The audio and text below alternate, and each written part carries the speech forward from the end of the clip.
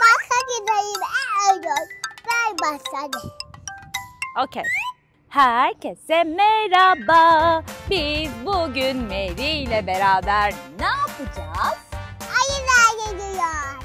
Evet ve parka gideceğiz. Şurada gördüğünüz yere. Hadi Mary gidelim. Evet doğru. Gidelim. Çekeyim mi sizi? Kendinizi YouTube'da görmek ister misiniz? Bizi de bindirsenize Miraç. Bir tur attırsana lütfen. Hadi gel Mary. Tamam Mary'i al. Ama çıkacaksın ha, haberin olsun. Seni YouTube'da paylaşacağım. Tamam mı? Aha çok güzel. Teyzemiz de geldi. Kuzenimiz de geldi. Hadi gel Mary, gel gel.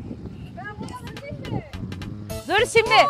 Mary şimdi ATV'ye binecek. Evet çık bakalım. Tamam.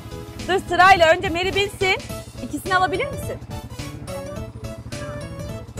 Eylül hadi gel. Doğum günü kızı gel. Tamam. Mary nereye gidiyorsun? Arkadaşlar Mary gidiyor.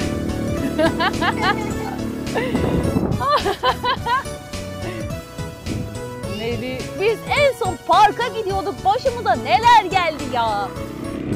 İnanamıyorum. Video çekiyorum evet. Evet kenarı çekelim. Eyvah. Çok iyiydi. Hadi şimdi sıra. Eylül'de.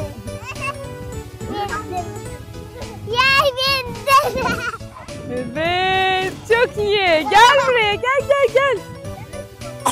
Bebeğim şu an öyle bir şey yapamam yani. Korkma. Gel otur gel. Çocuğu nasıl bindireceksin? Burada her şey birbirine girdi. Ne yapacağımızı bilemiyoruz. Eyvahlar olsun. Miraç bizi gördüğü için çok pişman. Eylül binemedi. Her şey birbirine bindi ama ben bineceğim şimdi. Şaka yapıyorum. Ben de gel. Dur hemen ben binip çekerim dur. Çekilin çocuklar. Evet. Hadi yürü gidelim buradan. Söyle.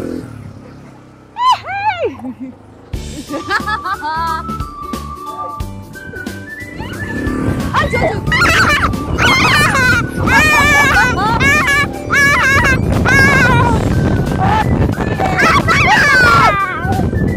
Muhteşem.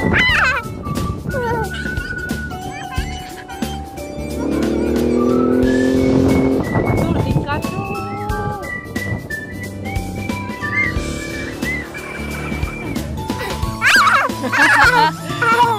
Çok teşekkürler.